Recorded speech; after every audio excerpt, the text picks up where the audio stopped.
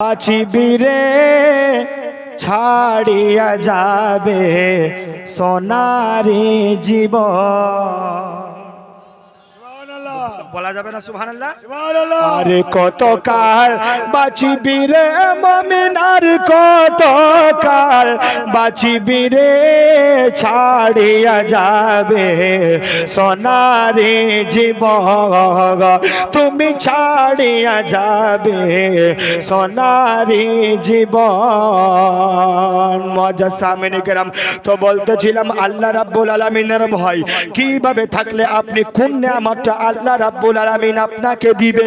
হাদিস শুনে যান, রাসূলে কায়নাত একবার দুই হাত তুলে বলেন ইয়া রাসূলুল্লাহ, আরেকটু জোরে বলেন ইয়া রাসূলুল্লাহ, আরেকবার বলেন সুবহানাল্লাহ। আল্লাহর নবী সাল্লাল্লাহু তাআলা আলাইহি ওয়াসাল্লামের হাদিস শুনে যান, কাল কিয়ামতের ময়দানে, কাল কিয়ামত ময়দান যখন কায়েম হবে, কাল কিয়ামতের ময়দানে যখন বিচার দিবসের যখন দিন আসবে, তখন বেনামাজিরাও হবে, তখন সারাবিগুলোও হবে, তখন জুয়ারিগুলোও হবে। সমস্ত মানুষেরা ইয়া নাফসি করে সমস্ত কিয়ামতের ময়দানে দৌড়াদৌড়ি শুরু করবে, বলবে আল্লাহ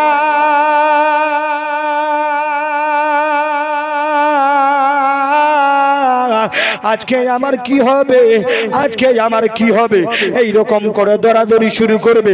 কিন্তু নবী বলছেন জাহান্নাম যখন বেনামাজির দিকে ছুটে আসবে, জাহান্নাম সারাবিদের দিকে যাবে, জাহান্নামটা বেনামাজির দিকে যাবে, জাহান্নাম সারাবিদের দিকে যাবে, জাহান্নাম জুয়াদিদের দিকে যাবে। যারা দুনিয়ার মধ্যে জেনা করে জানি হয়েছিল তাদের সঙ্গে তাদের কাছে যখন তাদের নিকটে জাহান্নাম চলে যাবে, জাহান্নাম যাওয়ার পরে বেনামাজি গুলো বলবে, সারাবি গুলো বলবে, জুয়ারি গুলো বলবে জাহান্নাম গো তোকে নামাজি গুলোর ওয়াস্তা আমাকে ছেড়ে দাও, নামাজি গুলোর ওয়াস্তা তোমাকে, আল্লাহ এবং রাসূলের ওয়াস্তা তোমাকে, যারা দুনিয়ার মধ্যে রোজা করেছিল তাদের ওয়াস্তা দিচ্ছি, আমাদেরকে ধরো না, আমাদেরকে তুমি নিজের পেটের মধ্যে নিও না। জাহান্নাম কোনো কথা শুনবে না, আমাদের দিকে যেন জাহান্নাম এগিয়ে চলে আসবে। বাবা অন্তরের কান লাগিয়ে শুনবেন গো বাবা, কোন নবীর শরিয়তটাকে আমরা ভুলে রয়েছি, কোন নবীর হাদিসের উপরে আমাদের আমল নাই, কোন কোরআনটাকে আমরা বাড়িতে তাকের মধ্যে সাজিয়ে রেখেছি, পড়ার আমাদের সুযোগ নাই। বাবা গো এবার জাহান্নামটা যেন জাহান্নামীদেরকে ধরার জন্য আসবে, আর তারপরে জাহান্নামী দৌড়াদৌড়ি করবে, তখন সঙ্গে সঙ্গে জিবরিল আমিন আসবে। জিবরিল আমিন আসার পরে বলবে ইয়া রাসূলুল্লাহ নবী গো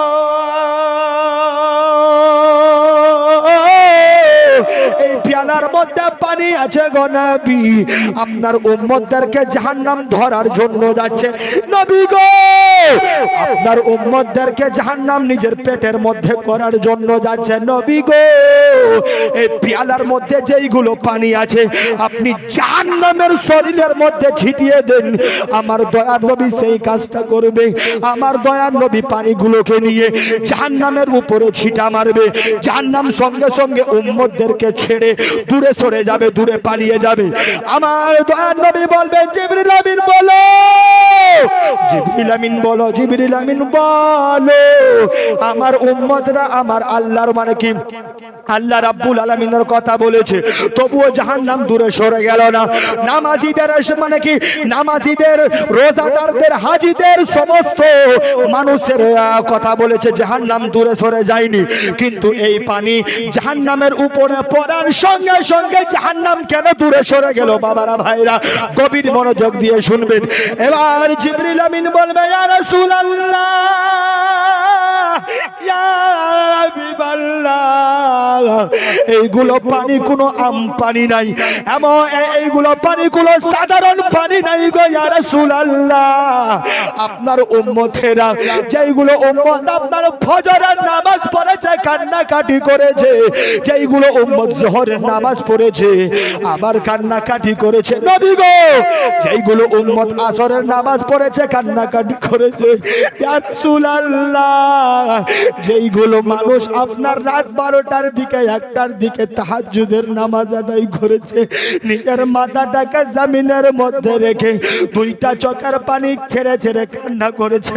ইয়া রাসূলুল্লাহ, আমি জিবরিল আমিনের আল্লাহর আদেশে আপনার উম্মতদের চোখের পানি আমি জমা করে রেখেছিলাম, ওই পানিটাই আমি গো আপনি জাহান্নামের শরীরে দেওয়ার পরে জাহান্নাম সঙ্গে সঙ্গে দূরে সরে গেছে। ইয়া রাসূলুল্লাহ, এইগুলো পানি হলো আপনার নেককার উম্মতের চোখের পানি। আর একটু জোরে বলা যাবে না? আর একটু জোরে বলা যাবে না? ইয়া রাসূলুল্লাহ, যেইগুলো আপনার উম্মত, যেইগুলো আপনার উম্মতি, যেইগুলো আল্লাহর বান্দা, যেইগুলো আল্লাহর বান্দি কোরআন তেলাওয়াত করেছে, আল্লাহর কাছে কান্না করেছে, যেইগুলো বান্দি দান ও খায়রাত করেছে, আল্লাহর কাছে কান্নাকাটি করেছে, যেইগুলো আল্লাহর বান্দি রোজা নামাজ রোজা যাকাত করেছে, ওইগুলো বান্দা বান্দিদের চোখের পানি আমি জিবরাইল একটা বাটির মধ্যে রেখেছিলাম আজকে জাহান্নামটাকে দূরে সরাবার জন্য। মায়াপুরের মা, মায়াপুরের বাবারা, আপনাদের এই বিবেকের মধ্যে আমি একটা সওয়াল রাখতে চাই, আমি একটা প্রশ্ন রাখতে চাই, যে গুনাহগার উম্মতের চোখের পাওয়ার এত, গুনাহগার উম্মতের চোখের পানির পাওয়ার এত, জাহান্নাম দূরে সরে যায়, তো আমার দয়ার নবীর চোখের পানির দাম কত হবে? আর একটু জোরে বলুন, আর একটু মোহাব্বতে বলুন, আমার দয়ার নবীর চোখের পানির দাম কত হবে? আমার রাহমাতাল লিল আলামিন নবী একটা দিন নয়, 2টা দিন নয় বাবা, মনে হয় আপনি জানেন না, আমার দয়ার নবী 1 বছর নয়, 2 বছর নয়, 63টা বছর ইয়া উম্মতি উম্মতি বল কান্নাকাটি করেছে। কোন নবী দুনিয়ার মধ্যে জন্ম হওয়ার পরে উম্মতের জন্য কান্নাকাটি করেনি, কিন্তু আমার নবী যখন দুনিয়ার মধ্যে আসলেন, আমার দয়ার নবীর যখন জন্ম হয়, মা আমিনা, মা আমিনা বলে আমি শুনতে পাই আমার সন্তান মুহাম্মদ আহমদ দুনিয়াতে আসার পরে মাথাটাকে জমিনের মধ্যে রেখে ইয়া রাব্বি, ইয়া রাব্বি হাবলি উম্মতি বলে কান্নাকাটি করেছে। সুবহানাল্লাহ, আরেকটু মুহাব্বতে সুবহানাল্লাহ। মা ভাই গো, অন্তর থেকে কথাগুলো বলি, অন্তর থেকে কথাগুলো শোনা যায়। আল্লাহর নবী বলছেন একটা, তুমি কাজকর্ম করছো একটা। আজকে আমরা যে কোনো বাবাদের, ভণ্ড বাবা হোক, ফিল্ম স্টার হোক, সিরিয়াল আদাকার হোক, আমার মা বোনেরা তাদের নকল করে কি করে না? বলেন না কেন? আমার যুবক ভাইরা তার নকল করে কি করে না? কিন্তু ভাই খারাপ মনে করিও না, আমার আল্লাহ রাব্বুল আলামিন তোমাদেরকে কোনো খারাপ ধর্মের মধ্যে না, যেই ধর্মতে আল্লাহ আমাদেরকে সৃষ্টি করেছে ওই ধর্মটার নাম হলো ইসলাম। আর আল্লাহ বলেছে ইন্নাদ দীনা ইনদাল্লাহিল ইসলাম, সমস্ত ধর্মের মধ্যে আমার মনোনীত ধর্ম হলো ইসলাম ধর্ম। জোরে বলুন সুবহানাল্লাহ। মা বোনদেরকে যদি নামাজের কথা বলা হয়, মোরা নবীর দিবানি, নামাজ পড়বা পারমুনি, মোরা নবীর দিবানি, সিরিয়াল দেখবা বন্ধ করমুনি। এ বলে কি বলে না? করে কি করে না এরকম? হ্যাঁ, ভাইরা বলছে, বাবারা বলছে মোরা নবীর দিবানা, কোনদিন নামাজ পড়তে মসজিদে যাব না। বাকিটা লাগিয়েলেন আপনারা? হ্যাঁ, কোনদিন নামাজ পড়তে যাব না। 5টা দিনের জন্য ইমামতি করেছি এখানে আপনাদের মসজিদে। দেখতে পেয়েছি আমি ফজরে কটা মানুষ আর জোহরে কটা মানুষ। মেম্বার সাহেব আমাকে বলেছে গ্রামের অবস্থা এইরকম, মানুষ, হাজার মানুষ চায়ের দোকানের মধ্যে বসে থাকবে, 2 কদম আগিয়ে এসে 10টা মিনিট মসজিদের মধ্যে দিবে না। পাক্কা সাচ্চা মুসলমান তুমি দাবি করো নিজেকে? কোন মুখ দিয়ে তুমি বলো আমি মুসলমান? কোন মুখ দিয়ে বলো তোমার কোনো অধিকার নাই? এই জন্য ইসলামের পরিচয় তোমার মুখের মধ্যে নাই, ইসলামের পরিচয় তোমার লেবাসের মধ্যে নাই, ইসলামের পরিচয় তোমার ইমানের মধ্যে নাই। গোস্ত খাওয়া মুসলমান আছে? নাই। আছে? নাই। নাই। তো পরিচিত আমাদেরকে দিতে হবে যে আমরা ইসলাম ধর্মের মানুষ। পরিচিত আমাদের কি করতে হবে? দিতে হবে। আর খাস করে মা বোনেরা, আমি ইনশাআল্লাহ তাআলা টাইম পেলে বলবো, একটা মহিলার জন্য 4টা পুরুষ জাহান্নামে যাবে। কটা পুরুষ বললাম? সবাই বলো কটা? আর একটু জোরে কটা? 4টা পুরুষ জাহান্নামের মধ্যে যাবে। আর আমার নবী আসার আগে, আমার নবীর আসার পূর্বে মহিলাদের দাম, মহিলাদের সম্মান কিভাবে ছিল, ইনশাআল্লাহ তাআলা এই বয়ান করে নিজের বক্তব্যকে শেষ করব। একবার দূর পড় আল্লাহুম্মা। ঘুমা দিছে, এদিকে ঘুরিয়ে দাও, ওটা পাখাটা।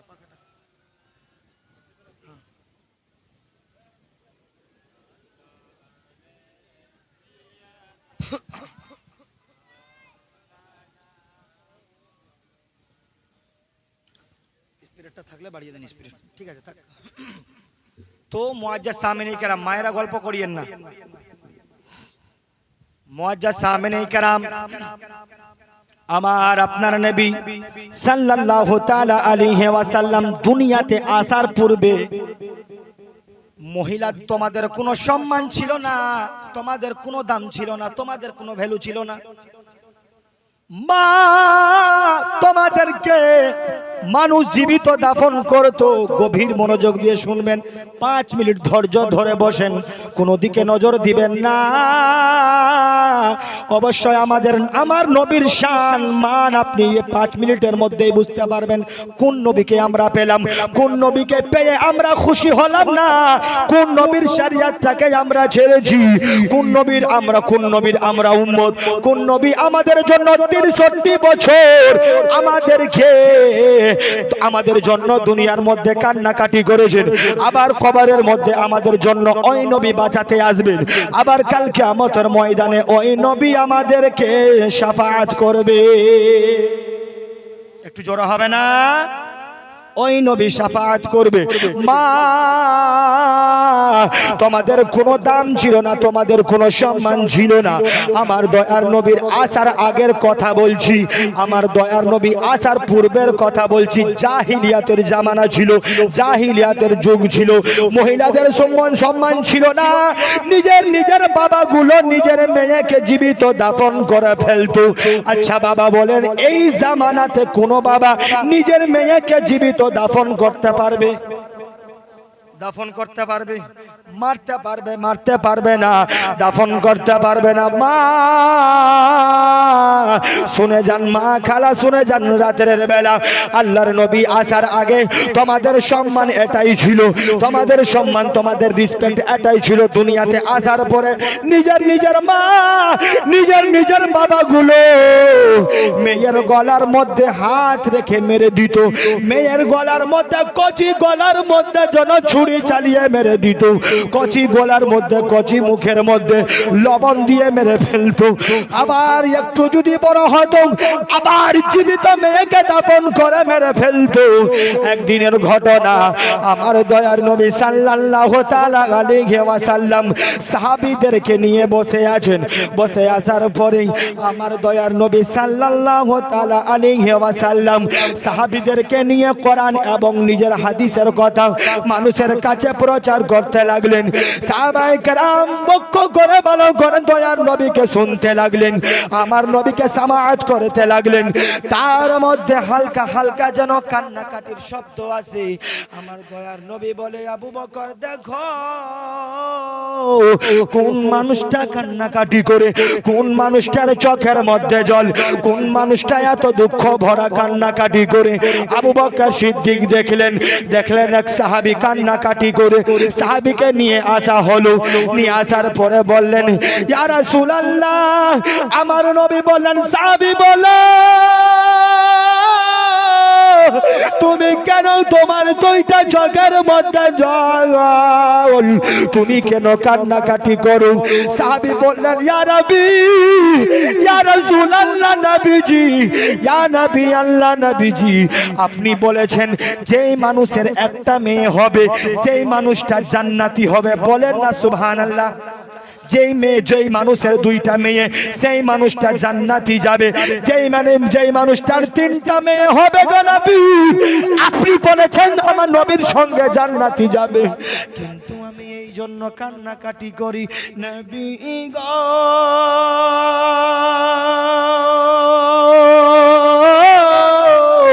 আমি একটা নয় দুইটা নয়, আমি নিজের কন্যা 7টা দাফন করেছি আর সমাজের আমি 70 থেকে 72টা কন্যাকে নিজের হাত দিয়ে দাফন করেছি, নিজের হাত দিয়ে জীবিত মেরে ফেলেছি। জীবিত মারার পরে আমি জানি না আমার আল্লাহ আমাকে ক্ষমা করবে কিনা, আমি জানি না আমার মালিক আমাকে মাফ করবে কিনা। আমার দয়ার নবী বলেন তোমার নামটা কি? বলতে লাগলো আমার নাম হচ্ছে দাহিয়া কালবি। বলে দাহিয়া কালবি, তাহলে বলো কিভাবে তোমার কন্যা সন্তানগুলোকে তুমি মেরেছো, কিভাবে তোমার কন্যা সন্তানগুলোকে তুমি জীবিত দাফন করেছো? মা গভীর মনোযোগ, 2 মিনিটের মধ্যে শেষ করব। এবার হযরতে দাহিয়া কালবি বলতেন ইয়া রাসূলুল্লাহ 6টা মেয়েকে দাফন করার পরে অবশেষে যেই আমার স্ত্রী গর্ভবতী ছিল, আমি ব্যবসা বিজনেসের জন্য কিছু দিনের জন্য বাইরে চলে যাব। আমার স্ত্রীকে বললাম বউ গো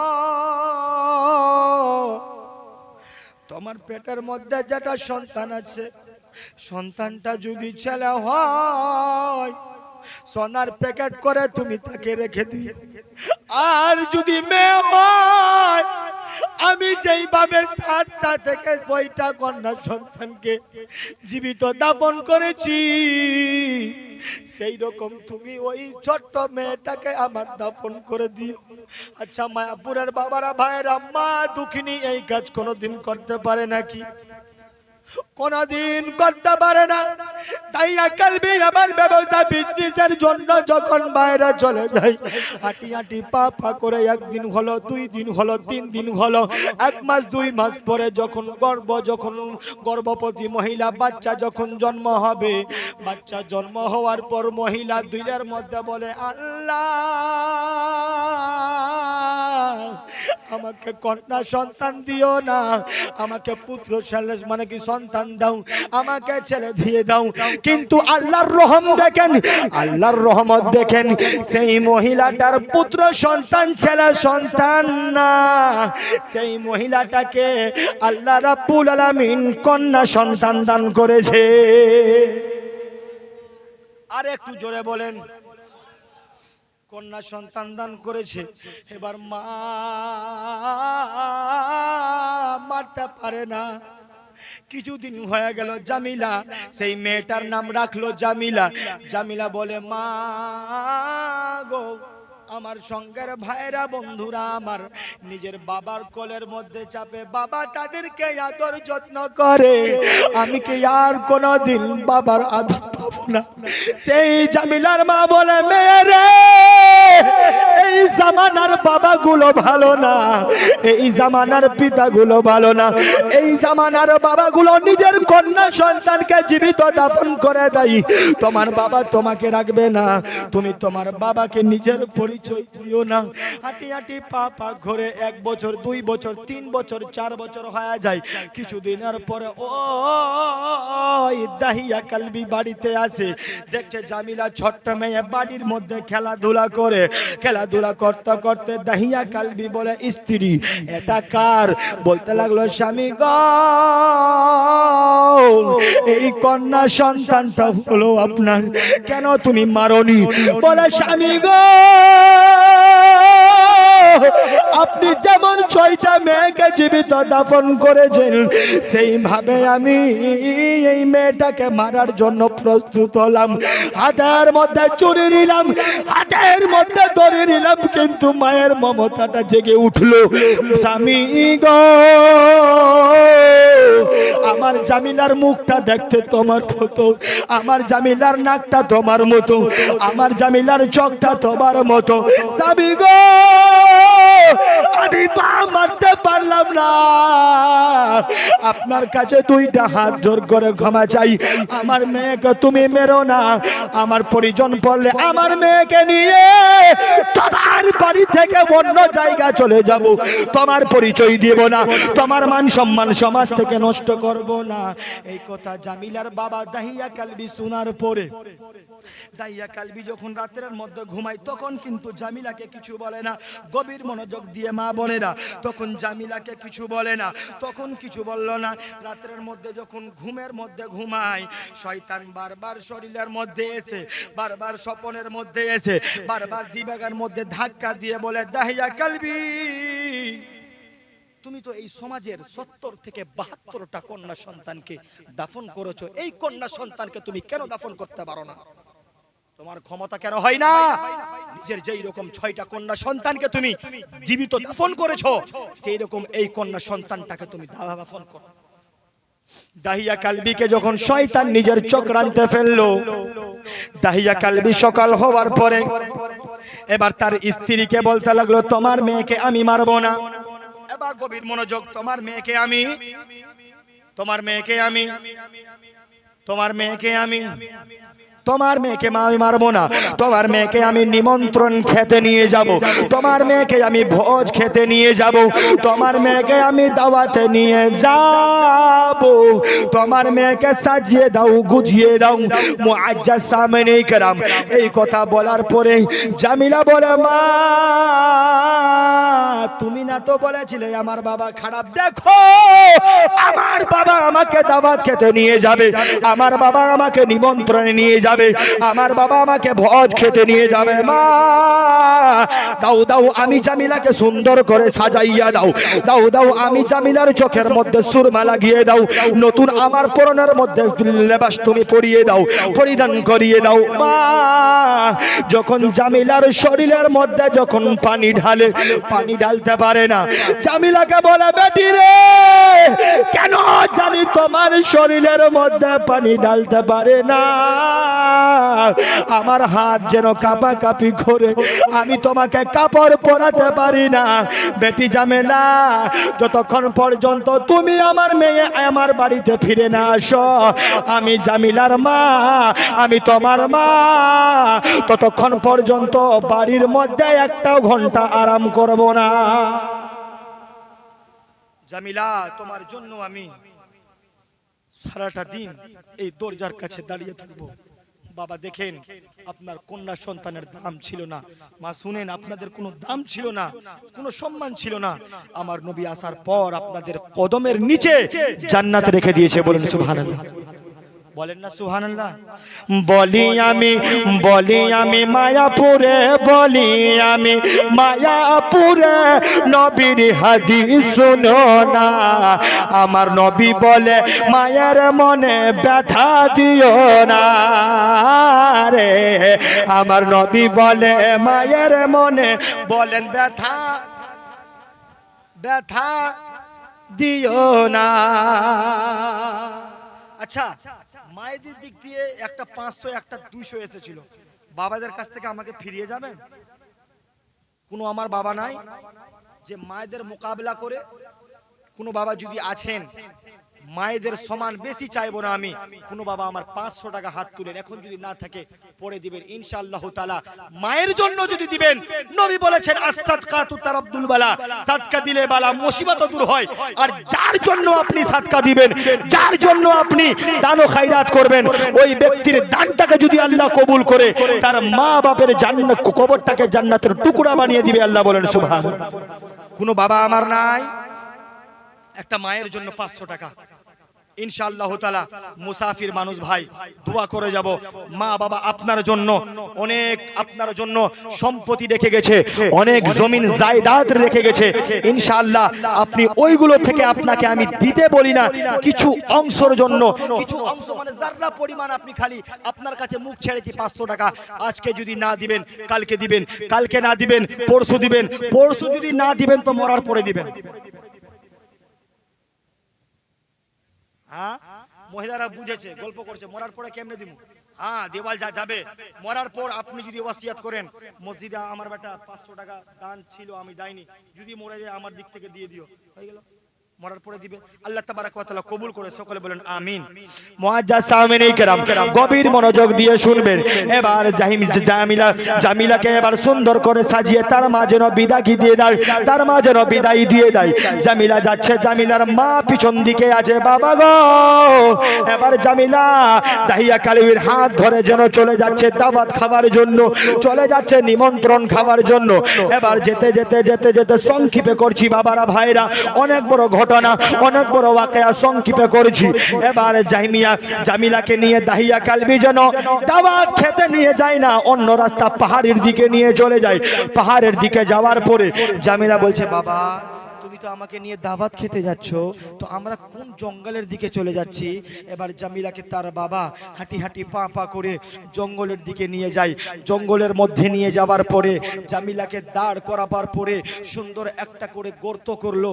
গর্ত করার সময় যখন দাহিয়া কালবির পোশাকের মধ্যে, দাহিয়া কালবির মুখের মধ্যে, দাহিয়া কালবির দাড়ির মধ্যে যখন ধুলো বালি লেগে যায়, জামিলা নিজের ওড়না খালা ছোট্ট হাত দিয়ে, মিষ্টি হাত দিয়ে জামিলা নিজের বাবার দাড়ির ধুলো বালিগুলো পরিষ্কার করে দেয়, জামা কাপড়ের ধুলো বালি পরিষ্কার করে দেয়। আর বলতে লাগলে, বাবা গো তুমি কার জন্য এতটা পরিশ্রম করো? বাবা গো চলো না আমরা দাওয়াত খেতে যাই। জামিলার কথা দাহিয়া কালবি শুনে না। একবার মোহাব্বতে বলেন সুবহানাল্লাহ, আর একটু জোরে বলেন সুবহানাল্লাহ। কোনো দিকে নিজের নজর রাখবে না, অন্তরের কান লাগিয়ে শুনবেন, ইনশাআল্লাহ তাআলা নবীর শান ও মান বুঝতে পারবেন। মুআজ্জাজ সামিনে কেরাম, এবার জামিলা কোনো কথাই শুনে না, জামিলার বাবা কোনো কথা শুনে না। এবার যখন গর্তটা পরিপূর্ণভাবে হলো, এবার দাহিয়া কালবি বলে, জামিলা দেখো আসো, গর্তটা দেখবা তো আসো। জামিলা এবার যেই রকম গর্তের মধ্যে মুখ খারাকে দিয়েছে, নিষ্ঠুর পাষাণ দাহিয়া কালবি যেন নিজের কন্যা সন্তানকে পিছন থেকে একটা ধাক্কা দিয়েছে। জামিলা বলে, বাবা গো আমি বুঝতে পেরেছি গো বাবা, বুঝতে পেরেছি তুমি আমাকে বিদায় করে দিচ্ছ দুনিয়া থেকে, তুমি আমাকে মেরে ফেলে দিবে, তুমি আমাকে হত্যা করে দিবে, তুমি আমাকে দুনিয়া থেকে বিদায় করে দিবে। বাবা তোমার পা ধরে বলি, তোমার হাতে পড়ি, পায়ে পড়ি, বাবা আমি মরতে চাই না, আমাকে মেরো না, আমাকে মেরো না, আমাকে মেরো না, আমাকে মেরো না, আমাকে ছেড়ে দাও বাবা গো।